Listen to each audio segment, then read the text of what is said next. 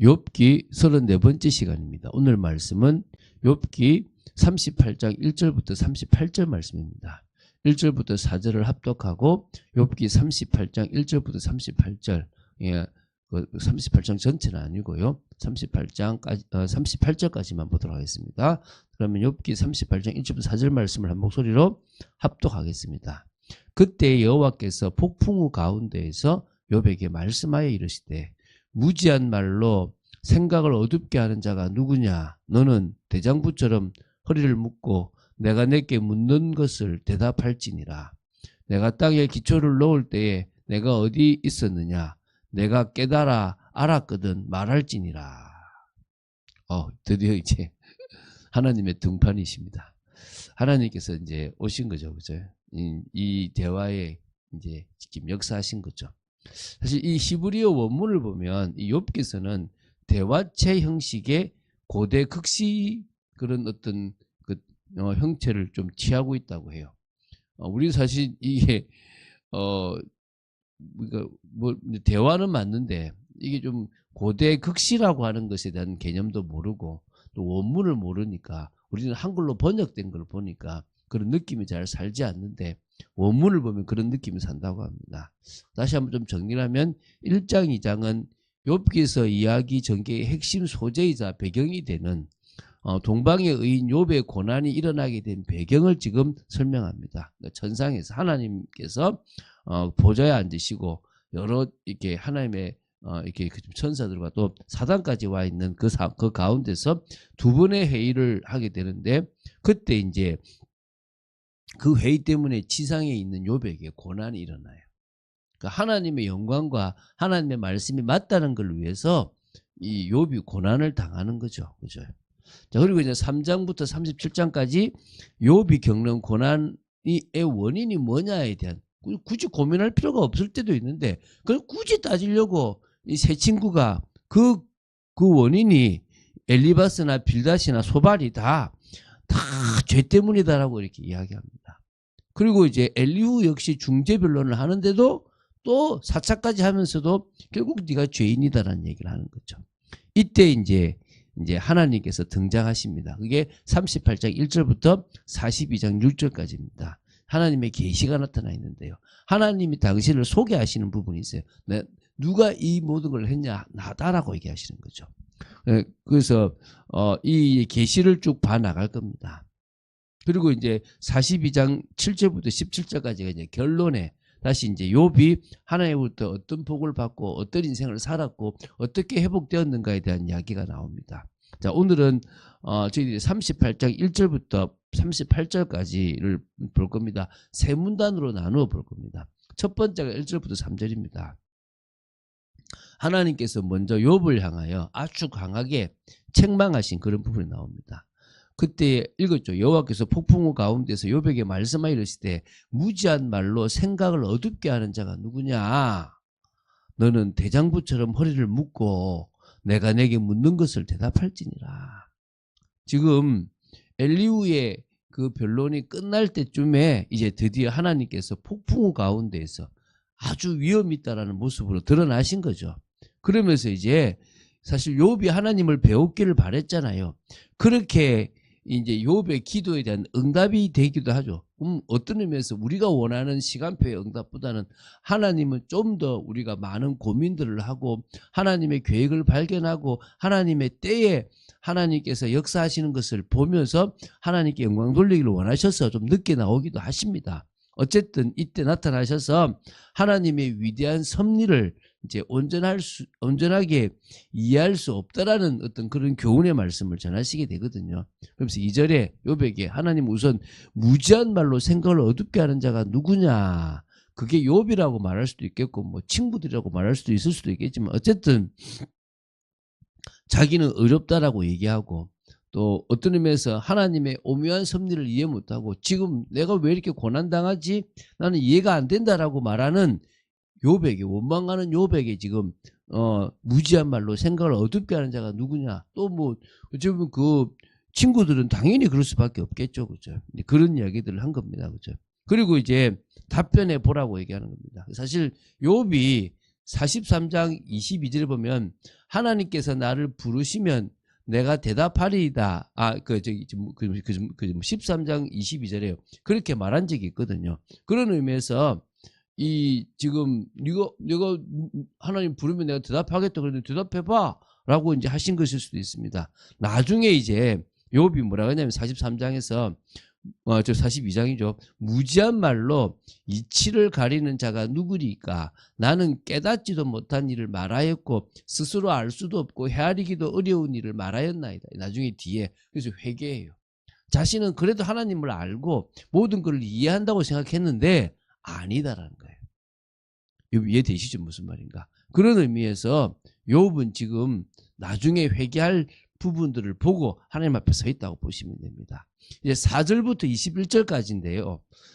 이게 이제 천지 창조와 우주 통치의 신비를 이제 강조하면서 묻는 거예요. 그냥 읽으시면 돼요. 내가 땅에 기초를 놓을 때 네가 어디 있었느냐? 내가 깨달아 알았거든 말할지어다. 누가 그것의 도량법을 정하였는지 누가 그 줄을 그것의 위에 띄웠는지 내가 아느냐. 이거 작정이에요. 작정. 다 하나님께서 작정하셨어요. 그것의 주추는 무엇 위에 세웠으며 그 모퉁이들을 누가 놓았느냐. 작정과 이 창조잖아요. 그때 새벽별들이 기뻐 노래하며 하나님의 아들들이 다 기뻐 소리를 질렀느니라.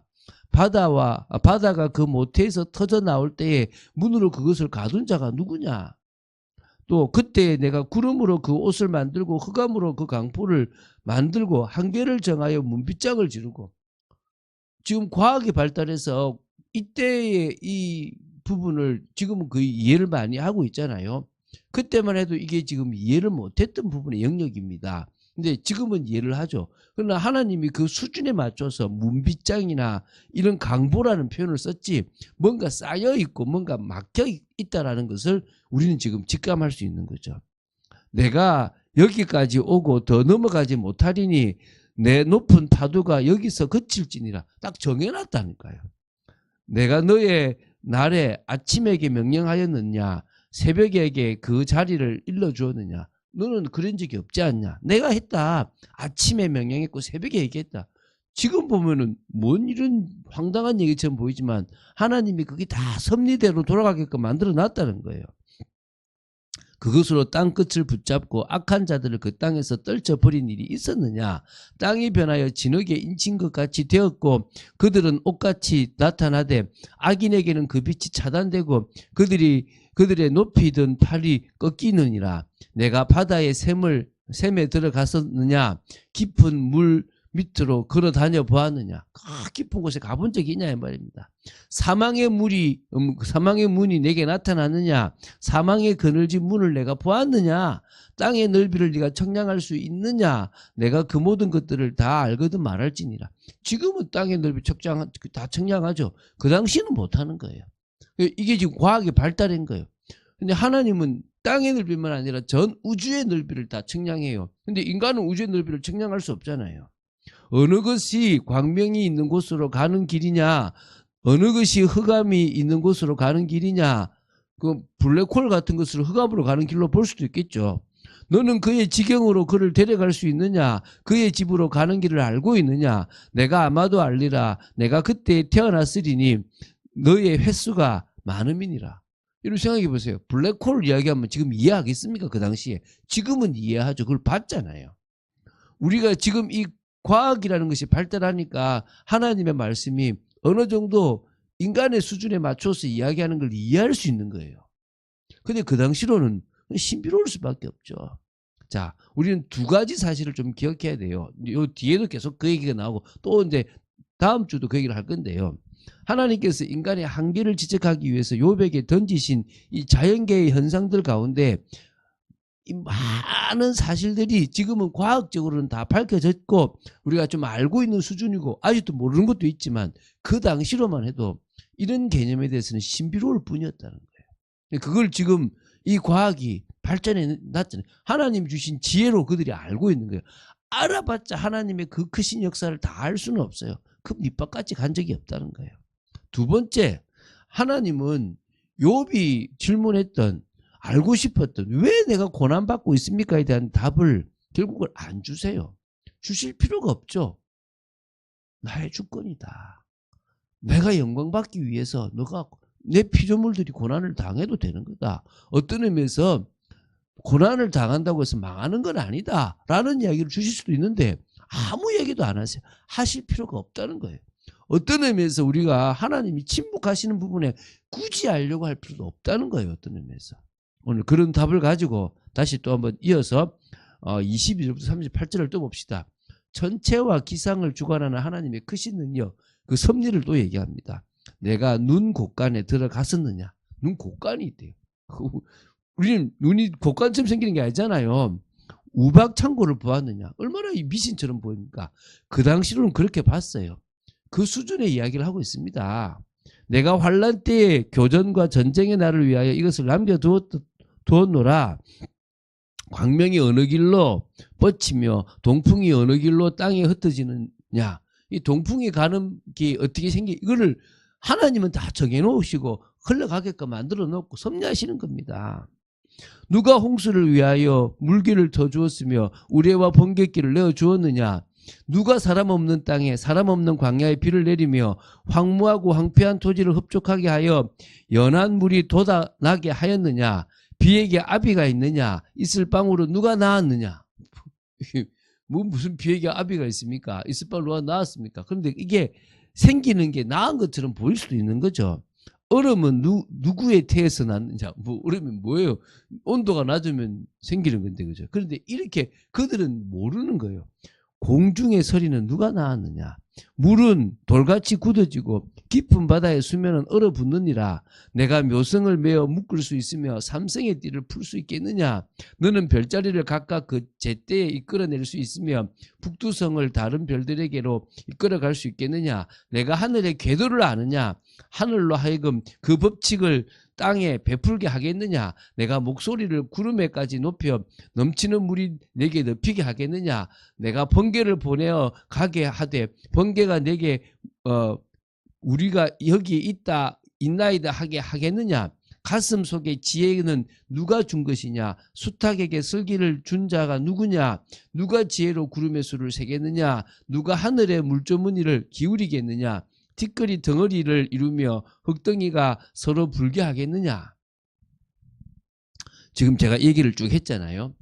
자, 이게 과학자들이 볼 때 말도 안 된다라고 볼 수 있겠지만 조금만 생각하면 그 원리나 이런 부분들은 말 못하지만 뭔가 그 개념에 대해서 참 깊이 있게 설명해 놨구나. 좀 이게 사람에게 이해할 수 있게끔 해놨구나. 이건 이해가 될 거예요.